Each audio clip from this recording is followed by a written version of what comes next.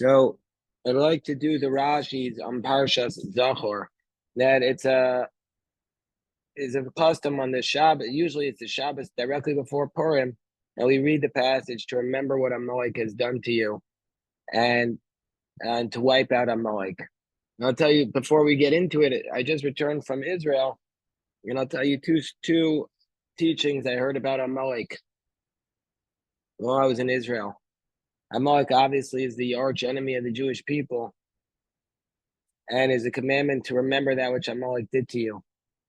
So I was spending time with a woman who was a close friend of our family, and tragically, she's now a widow because her husband was killed in Gaza fighting for Am Yisrael.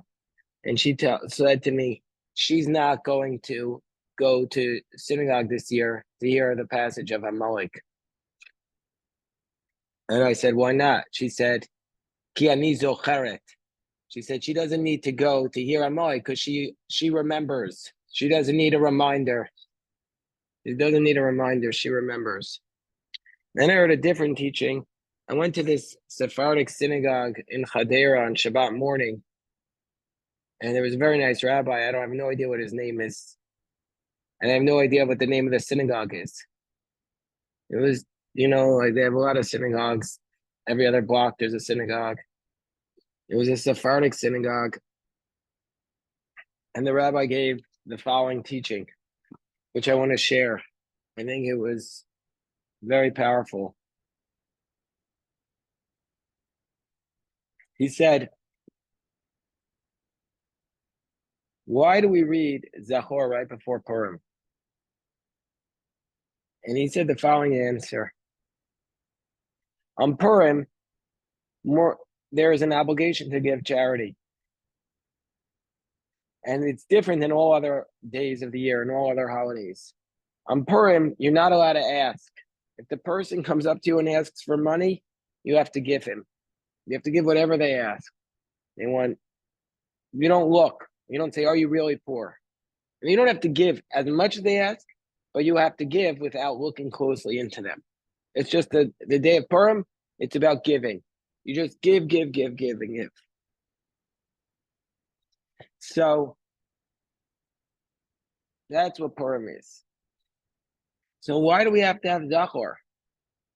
So said the rabbi, because precisely when we're giving so much, we have to remember that there will be some people who react to our giving with hatred and will want to kill us. We have to remember, even though it's a holiday where we're giving, giving, giving, we have to remember that there'll be some people in the world who are still evil and will want to kill us, even though we're giving them everything. And he said that that's what happened in Gaza, in the kibbutzim around Gaza. They invited these murderers into their homes. They invited them in. They were giving them. Oded Lifshitz drove the people from Gaza to the airport, and they invited everybody into their home. Another woman, I forgot her name, I think it was Nama Levy, when she was being kidnapped, she said, I'm friends with Palestinians in Gaza. Let me give you their number. You could call them. But meanwhile, when they were inviting people into their home, giving them coffee, the people were just looking, how can I kill this person? That's all they were doing. So when we give to everyone, we have to remember not to be naive, that there are people who will react to our giving with hatred. And that's the message that this rabbi said.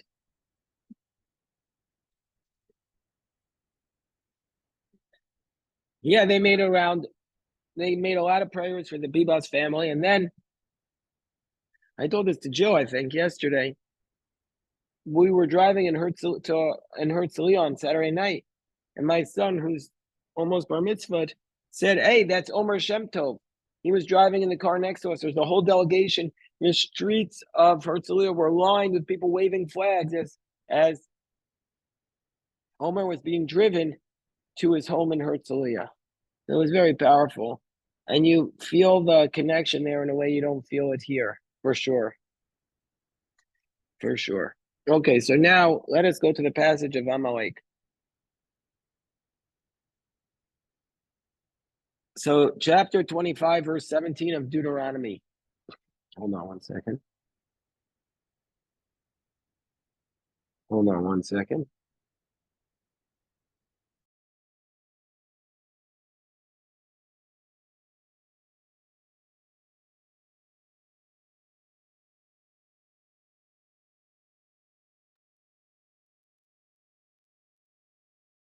Zachor eita asher asalacha Amalek baderech b'tzeitz lami Mitzrayim. Remember that which Amalek did to you when you were on the road when you left Egypt. Rashi says, first Rashi says, what's the connection between this passage and the previous passage, which talks about having proper weights in your... Oh, actually, before we go another step, I know that Steve and Shoshana have sponsored the Day of Learning for tomorrow for 5 Adar in memory of 2 of their close friends. Do you want to say their names?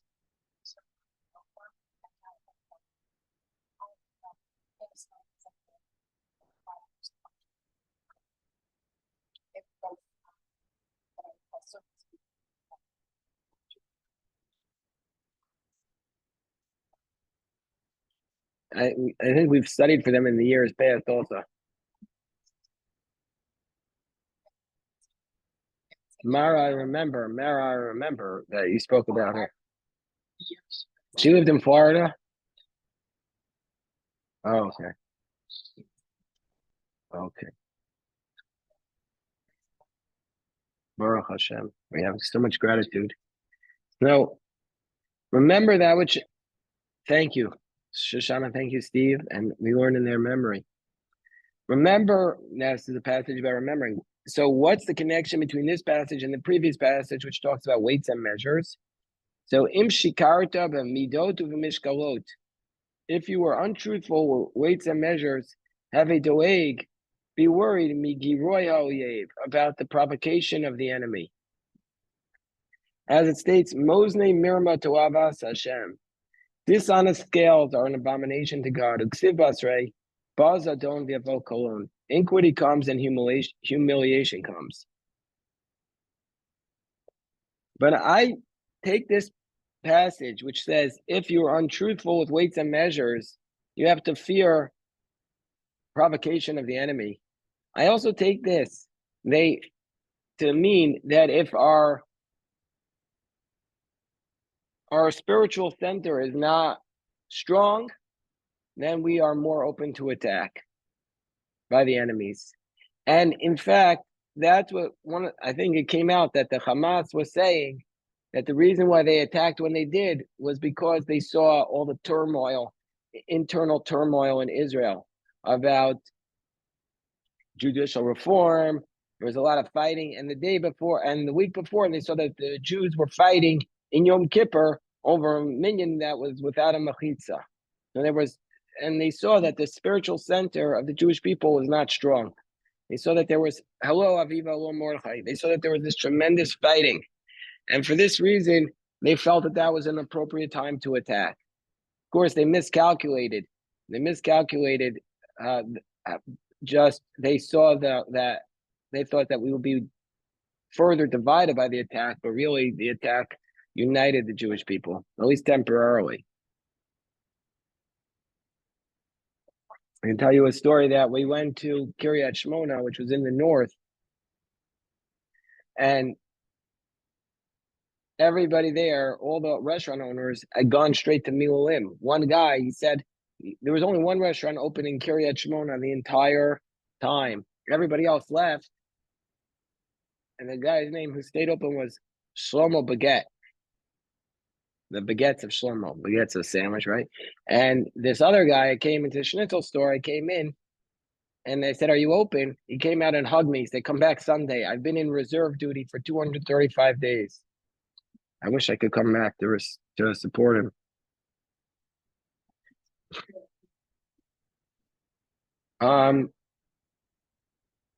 They're starting to move back. Well, that's one of the things we were doing was we were helping the people move back into their homes. And so their homes hadn't been touched for a year. And so we were helping them move back in. A big problem is that if a home is abandoned for a year, like the animals do a lot of damage, like mice and stuff, and rats and whatever. So we were just helping them clean up, just really give them spiritual strength. What? Yeah, there's water and electricity, and they can move back in. They're allowed to move back in now, in a lot of the places. I mean, but they're still, it's hard, obviously, if you have a family and the kids are out in a more secure place to bring them back in the middle of the school year, and who knows if the ceasefire will hold, so to speak. I don't think so. I don't think the schools are open yet. Right, so they haven't moved back yet. Yeah, they haven't moved. We didn't see a lot of people in these places. We saw the people we were helping move in, but we didn't see a bustling town. And Kiryat Shmona was a little bigger, so we saw some people, but there's only one restaurant open in a town of, let's say, 40 to 50,000 people. Obviously, that's not. Most people have not moved back, and they're suspicious that the problem has not been solved. Okay, so now we're up to the next verse. It says, "Asher korcha baderach," that who came upon you on the road. Amalek came upon you on the road. Vayizanev b'cha kol nechashalim acharecha.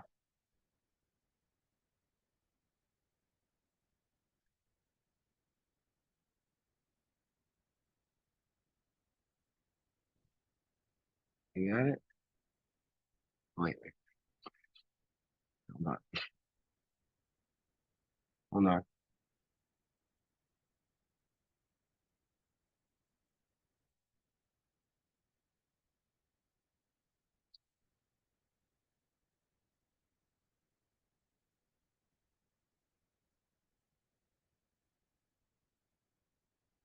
Okay, so he says, "Vayizanev b'cha kol nechashalim acharecha," and they attacked. Vayizanev means the tail. So they attacked the rear, all the weak amongst you. Mata yef v'yageya. You are weary and tired. V'lo yarei Elokim. And he did not fear God. Who is that a reference to? We'll see what Rashi says. But so what does it say? Asher karcha baderach. They came upon you on the way. Rashi says lashon mikreh. It's by chance, meaning to say it was an unexpected attack. They didn't expect the attack. I don't know why not, but they didn't expect it. Alternatively, the word karcha is related to the word for male seed. Lashon kerivatuma. Impurity of male seed. Shaya mitaman mishkav zachar. And Amalek was basically assaulting the men. They were doing sexual assaults on the men. That's a second approach of Rashi. A third approach is davar acher lashon kor v'chom. It comes from the word. So we've seen two approaches: mikra, meaning chance. Second approach is meaning seed, carry. Third approach is that it relates to cold, tar. How so? Sininecha, viv shircha mirasicha secha. Amalek chilled you down, cooled you off from your boiling heat. Sha'ayu almos yireim lilachem bachem. You were riding hot. All the nations were afraid to attack you. Amalek started it and showed others that the Jewish people are not invincible. Hey, how you doing, Yoav? Amazing. Mashalam batiro sachas. It's compared to a boiling hot bath. She'en kol birya yachol ereid b'socha. No creature, nobody can go into this hot bath. It's too hot. We're in Deuteronomy 25, verse 17, Yoav. By the way, are you trying to go into the army? American Army, yeah. I mean, Stephen Shoshana, they have relatives in there. Oh, really? Yeah, powerful. Okay. Yeah, you're planning to serve. very admirable. Very admirable. Yeah. So you want to be in the? That's a joke, man. You want to fly a helicopter in the army? That's a dangerous job. That's what it. That's how they. That's how the plane went down. An army helicopter crashed into it. Hopefully, I'll be a better pilot. God willing. That was such a horror. So it's like if you have a boiling hot bath, nobody could go down into it. But ben b'yalachad, so one wicked person came, kafat v'yard l'socho, he jumped into the bath, and afal pi shenichva hikro sabif me'acherim. Even though he got burnt, he cooled it off for others. So that's like Amalek. They cooled down the Jewish people, even though they got burnt. They allowed others to go in. You follow that, Jeffrey? It comes from cooled down. So, like, if there's something that's boiling hot, a bath, and everybody needs to go in the bath, the first person goes in, he gets a little burnt, but now everybody else can go in because he cools down the water. So, Amalek, they knew they cooled down the aura of the Jewish people. And they got burnt, they got defeated, but they paved the way for other enemies to attack. Now you follow it? The next encounter was only 40 years later. No? They made a point. They allowed others to go in. Rabbi Yosef was saying, but the next fight was many years later. It doesn't matter. Like the timelessness of when the next attack came is not relevant because it's showing that the Jewish people were not invincible. Sacrifice themselves. No, the other way around, Jeff. What? Amalek made it cooler, Amalek made it cooler. not the Jewish people. Amalek made it cooler, but they did sacrifice. They took it on the nose, but they made it so that others can attack the Jewish people with more success. They paved the way by cooling down the aura of the Jewish people. Vayizanei they killed the Makat Zanav. They did a blow to the tail. Chotech milot. Vizorek klape mala. Rashi says what this means is that he cut off their circumcisions. He cut off their organs which had been circumcised and threw them to the sky. He cut off like a tail of them. So Rashi is really focusing on their sexual mutilation of the Jewish people, which is a way that the enemies want to act in a horrific manner to be scared. Where did you get that from? Because it says Vayizanev is the word that can also be, here it's a verb meaning and he killed, but it could also be related to the noun Zanav meaning tail. I see. And so why does it say and he killed you with the word Vayizanev when the more common word would be Vayeharog or Vayaharog Utcha, Vayaharog Becha? So Rashi is saying it's to highlight the Zanav meaning an appendage of yours. And the Amalek attacked all those who were weaklings, those lacking in strength because of their sin. Oh, so who are the people? This is a very good question that I had earlier. We were studying. It said, why did Joshua have to go out and fight Amalek? Why didn't the cloud protect them? So Rashi here is explaining that there were some people who sinned and the cloud had thrown them out. And so that's why Amalek was able to penetrate. They didn't penetrate the cloud. They attacked those who were thrown out from the cloud. Hello, Bill, how are you doing? You're looking fancy today. I hope you had success in the courtroom.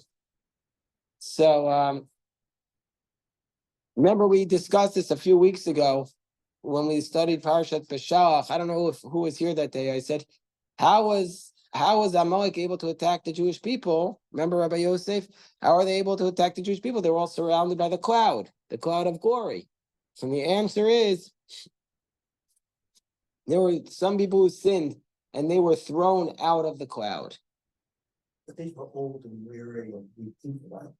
Well, Rashi says, doesn't say that. Rashi says the weak were those who were lacking in strength, but it doesn't say they were old. It just says that they were thrown out because of their sin, is what Rashi says. The cloud threw them out. Rashi to Ezekiel chapter 16, verse 15, cites a different interpretation as referring to the tribe of Dan, who are committing idolatry. That's what Rashi says in Ezekiel. Maybe you could pull up that Rashi to Ezekiel 16:15, Rabbi Yosef, and we can read it. Yeah, and also in